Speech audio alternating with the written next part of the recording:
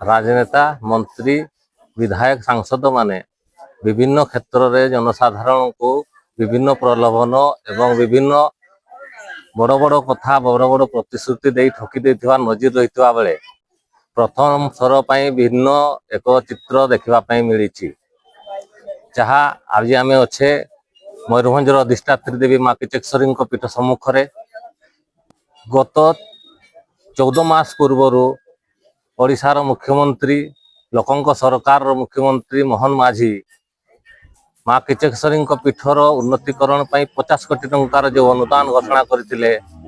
आज 14 मास हो जाते ना कागजपत्र खंडे आगू बढ़ी ना 1 टंकार अनुदान मंजूर होती जहाँ कि मुख्यमंत्री घोषणा धुआंबाण परिणत होता देखा मिली जहाँ को नहीं भक्त एवं माँ किचकेश्वरी को भल पाउथुवा मयूरभंज माटी जनसाधारण मन में असंतोष देखा मिली। राज्य सरकार विभिन्न मठ मंदिर उन्नतीकरण निमंते 100 कोटी टंकार अनुदान घोषणा कर सारी तत्कालीन मुख्यमंत्री नवीन पट्टनायक सरकार समय यही मंदिर को अवहेला प्रदर्शन करा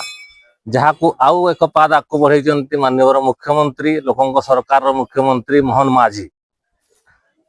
लोकंक भिड़े केवल प्रचार सर्वस्व हो रही जाइए योजना माननीय मुख्यमंत्री जो घोषणा करते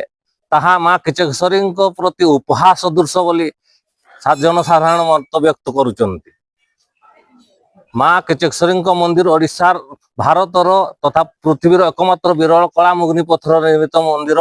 एवं माँ एठारे प्रत्यक्ष भाव अवस्थापन करथुवा भक्तों मध्य विश्वास रही किंतु दुखर विषय माँकर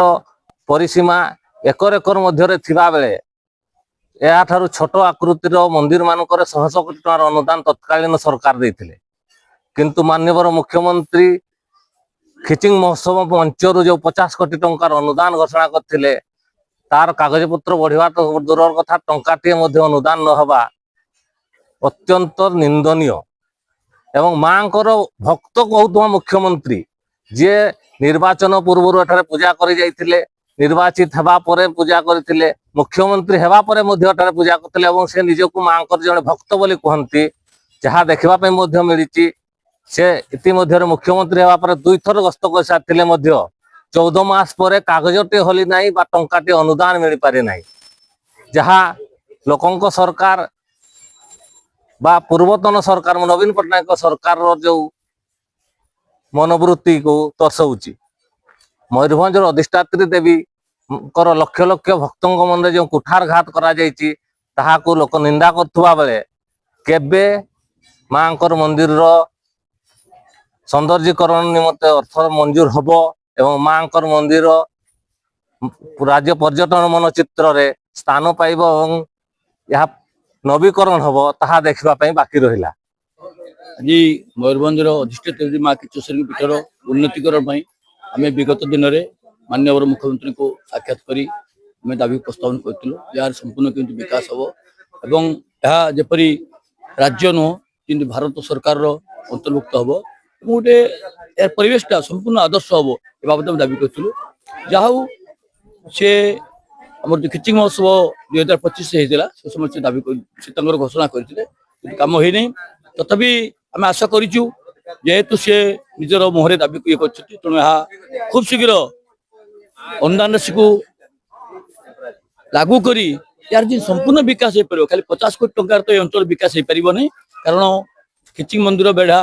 सबुठ बड़ बेढ़ा और यार पारिपार्श्विक विकास बहुत आवश्यकता रही तेणु 100 कोटी टंकार आवश्यकता रही तेणु 50 कोटी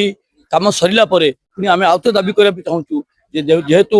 यह ओडिशार अन्यतम शक्तिपीठ तेणु यार संपूर्ण विकास 100 कोटी टंका आवश्यक रही तेणु माननीय मुख्यमंत्री खिचिंग मंदिर संपूर्ण विकास साहाय्य सहयोग कले आम चिरपकृत रही। आम सह प्रतिदिन जोड़ी होई रहिबा पई आम चैनल को लाइक शेयर सब्सक्राइब एवं फॉलो करंतु।